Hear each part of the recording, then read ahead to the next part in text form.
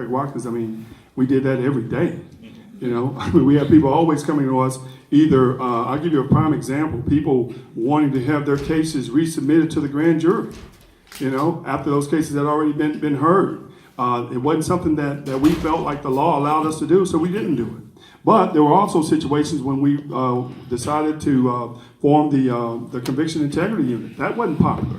In fact, they called Watkins a rogue DA at the time. But we did what we believed was right to do, and as a consequence of those decisions, you know, people were let out of jail. You know, when you talk about being on both sides of the bar, again, I've made the tough decisions. You know, and I think that's what separates me from both my opponents, is that I have traveled all over the nation talking to DAs, law enforcement officials from throughout the nation about the best practices, and we've been implementing them. So that's what I've done.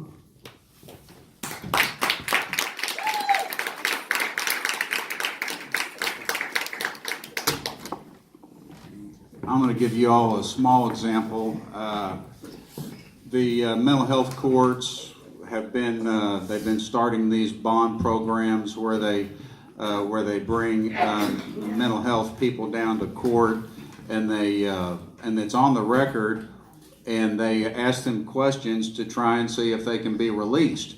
And we had a big meeting with lawyers about 12 months ago in the room, and everyone was saying, we're going to bring these mentally infirm people to court, and we're going to ask them questions, and it'll never hurt them except if they pick up another case or if they get in trouble again. And all my fellow lawyers are sitting there, oh, that's good, that's good. And I'm sitting around looking, are you all smoking pot? And I said, we're going to have mentally infirm people get up and say something that can be used against them. I about got run out of that room, folks. And that's a small example of what I do, and it's just standing up in common sense. Thank you.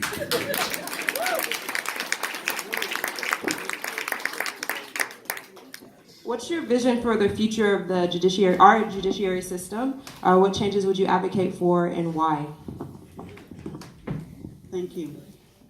I would like a change whereby police officers are given more training, sensitivity training about the community that they're working in, so that minorities aren't targeted more often than not. I would also like a judiciary system where we have the bail bond reform that failed last legislative session. But you know what, judges, we can also be proactive. We can issue more personal recognizance bonds where they don't have to pay the money for low-level offenders, so that they can come back to court and take care of their business without being forced into decisions, and that's on the bail bond reform. Also, we have a lot of homeless, mentally ill people. I don't think we have enough courts dabbling into the mental health issues and the homelessness. And so I would like to lend my court to that purpose, and I'm already involved in it as a criminal defense attorney. These are some of the things that I would like to see change in the criminal justice system. More treatment, more rehabilitation. Thank you. Okay, first of all, the police do get the training. I know that because I've trained at the academies. They get the training. There are just a few bad apples here and now and then. We have the resources. You know, Judge Lewis will tell you, we got the resources. The problem is, if you don't bring it to her attention, she doesn't know. The problem is, if you got a kid that the prosecutor officer 1244A, he knows that Judge Lewis is going to break that bond. She's going to break the plea up, so he sneaks it over to the magistrate court. But see, he can't do that in Judge Lewis' court because she has status updates to ask you about what's going on in her court. So when you talk about what do I want to see happen in the judiciary, I want to see a judiciary that focuses on people and not numbers. Because that's what's happening right now. When you talk about trying to, oh, my jail chain is too high. Oh, this person's been in jail that long. Well, maybe that person needs to be in jail. When you ride down these streets and you see all these bars on these windows for a reason. People are committing crimes, and if they're committing crimes and they need to be in jail, then we'll put them in jail.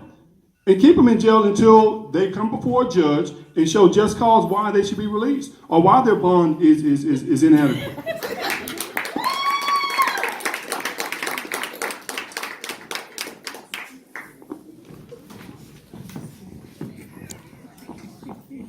I'm going to steal something from Heath from that he said last week, just Saturday. He said we got to quit being afraid of the press, because the press will get a hold of one little issue and wear you out on it and try and make someone look bad.